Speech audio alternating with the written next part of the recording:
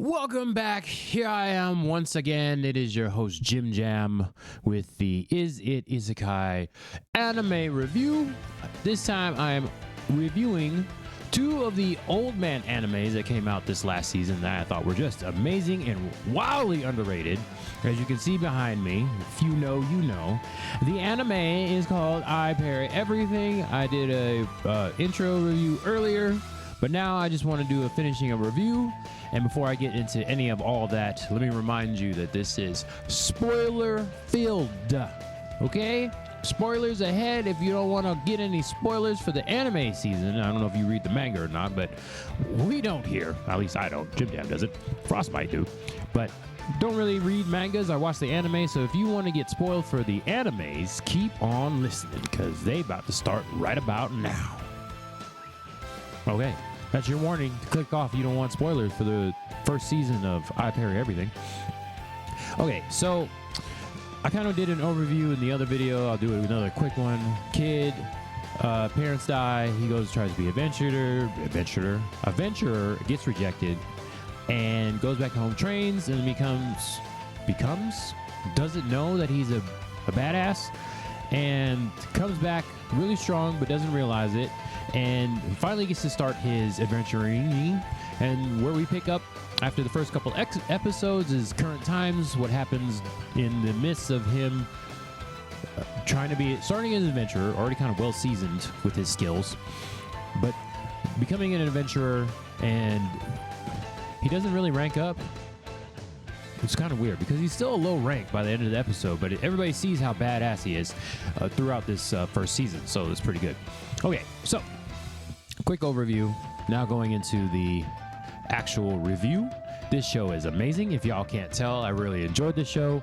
Pretty much from the first episode all the way to the end, and then towards the end, which I'll say in my review at the end of the season, we were left on a little bit of a cliffhanger, but it was just amazing. Okay, so he starts out like parents dead.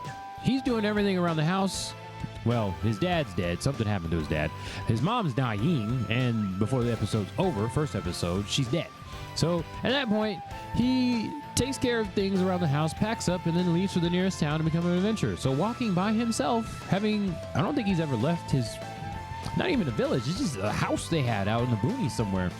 They don't really say if he left his house before this, but he just went to the next town by himself and then tries to be an adventurer. Unfortunately for him, after a year or so of trying to train, it just doesn't work out. The instructors don't really say why, and then he's kind of not even gaslit, just told the wrong information, and then ends up going home and training by himself for over a decade. After the decade's over, I can't really remember. He kind of trained himself. Of course, this is where the I Parry Everything. He has more skills, but this is the main skill, and okay, obviously the title of the anime, but he trains by himself for over a decade, which is just craziness. The only thing we know that he's really good at is parrying over 1,000 swords at one time. But as you see throughout the season, he parries a bunch of stuff. So literally every episode is like I parry something, and then he parries a dragon towards the end. And he does his OP stuff without really like knowing how OP it is. He's just like, I hope I can accomplish this, and I love his willingness to go out there and try. And he just kind of does it and is like, I hope I can be helpful, or doesn't even really think about it, just kind of parries something, and it's like, that should have killed like a whole country, and you just parried that. And he's like, oh man, yeah. His aloofness to his powers just drives me crazy. But I do, first of all, like that he has a dream. He wants to be an adventurer, so he went back home by himself for a decade. I don't know how he got his social skills. It's probably why he just thinks about everything. But hey, I know how that feels. Introvert here. Just thinks about everything and doesn't actually say it. He thinks words, has a whole dialogue in his brain, has huge assumptions, and then goes out and tries to make it in the town that he tried to get trained in as an adventurer, which is just crazy to me, because it makes perfect sense if you know anything about like introversion and having a whole conversation in your head and going out and trying to have conversation with people. Is like you're gonna make all kinds of wrong assumptions, and literally what he does the whole season is make incorrect assumptions. You're not killing a frog, Noor. It's a dragon. Threat level 100. Ridiculous, okay? And he just kind of goes out and does this. It drives me insane because I see this stuff happening like the fact that people think that anime isn't like based off of real life is crazy to me, because it is craziness. He does all this stuff with no like awareness of his assumptions that he's making. Make any sense? And then number 2, so he has a dream of becoming an adventurer, doesn't quit. Number 2 is he gets rejected. So when he first goes back to the town, when he first goes to the town, when he's much younger, he tries to go through all 6 of the not magic schools, the adventurous skill schools, and gets rejected from all of them. But we learn how deep that rejection is toward like the last episode of the season. But he does say in the beginning that he went to those training schools for like 3 months, 6 months at a time. So it was over a year total combined that he was getting trained as an adventurer. He got rejected 6 times and still went home and trained by himself. Just the skills he did pick up, like 1 from each school. Craziness, okay? Who in their right mind is going to do something like that? It doesn't make any sense. You just go home and train by yourself for a decade? A decade. Not 1 year, 2 years, 10 years. 10 years, and then you go back and try to do it again after 10 years? And yeah, that just blew my mind.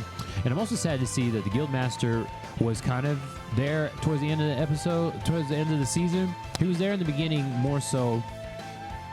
I understand he's like setting up the story, but I wish we would have got more check-ins with him, because he was funny, because he knows better, and yet he's just like, oh, you only got 1 skill from, that's not that great. But then he didn't like check to see how strong the skills were.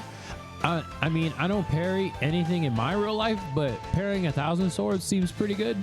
So even if it's just the 1 skill, and then I'll touch on the fact that it's just 1 skill and not checking how strong it is later in the episode, or later in like 5 minutes or so. Just crazy to me. Okay, so this is nuts. Okay, he trains his skills by himself for 10 years. That's just crazy to me. Okay, I don't even know what to say about that craziness. Okay. And then also, when he's becoming an adventurer, he's the lowest ranked adventurer, reduced to pretty much just chores and janitorial work around the town. But this man couldn't be happier about digging out a ditch, which is just crazy to me. That's pretty cool that he does that. So that's pretty nice. Man. It's just the fact that he's just happy. And like, he saves the princess at one point, who ends up following him around. As you can see, she's in the trailer as well, and Princess Helper, which is one of the like supreme strongest people there in the kingdom. He saves the princess. She ends up following around. The king gives him a sword, even though he doesn't want to. As you can see in the trailer, there's this sword that's almost nigh unbreakable somehow. We still haven't figured out what's up with this sword, even though it looks like garbage, but it's really strong. And he's cleaning dishes with this sword most of the time. He just couldn't be happier. I like that about him, that he's just satisfied with the simple stuff. As long as he's an adventurer, he's doing something, then it's totally good. Okay. Yeah. Like, what? He just gets this sword. And another spoiler is that sword is really heavy compared to most people, but he just picks it up with 1 hand. I mean, he used reinforcement magic, strengthening magic, but still, he's still flinging this thing around the whole series and just kind of whipping around and then using it as a shovel at some point, and it's just, okay, ridiculous. And another thing before we close out here, I don't want this video to be super duper long, but he, at one point, just starts absorbing, not even absorbing, like poison, hurts him a little bit, doesn't kill him. High level poison, just like, okay. And then we come to find out that he's just been eating poisonous animals as a delicacy. Like, what? Are you serious right now? He's just eating these things, and poison, like, it's supposed to kill him instantly. He just like, I get sick, spits it out a little bit, and then keeps on going. And it's like, man, that poison thing that should kill everybody, that's pretty delicious. And then you do a little flashback in the episode. Come to find out, he's just been building up his poison tolerance this whole time on purpose, because he likes eating poisonous things. Like, that's just matter of fact, we put in there in an episode, and we're all just like, oh, okay, that makes sense. All right. Everybody else is surprised that he's still alive, but he's just like, I wanted to eat it. Too bad. I really just wanted to eat it. Of course, he says this all in his head, and nobody hears him say that, but it's just funny. Just eat the funny things. Okay. And then fast forwarding to the last episode, we have another flashback to when he was training. Come to find out, the 6 strongest adventurers in the kingdom that are like headmasters of these different schools kicked him out because he was just OP. We don't get to find out why, but the fact that he comes in and is already pretty dominant in pretty, I can't think of the word, fluent, pretty good with each skill, even though it's just the one from each school. They're just like, something is about this kid. Of course, they don't actually say that to him, so he goes off in assumptions like, I suck because I can only learn one skill after 3 months. Come to find out, like the magic skill, he's double casting magic. Of course, that's in any isekai adventure show where there's any kind of magic or anything. Double casting is OP, and he's just doing it on his own. He learned how to do it on his own. And the head magician at the magic school had to take like years and decades to do what he did in like a few months or whatever. So just, yeah, we don't know what it is. Kind of a cliffhanger. Something special about Noor. And we don't get to know what it is. Oh, man. Yeah. Kind of crazy.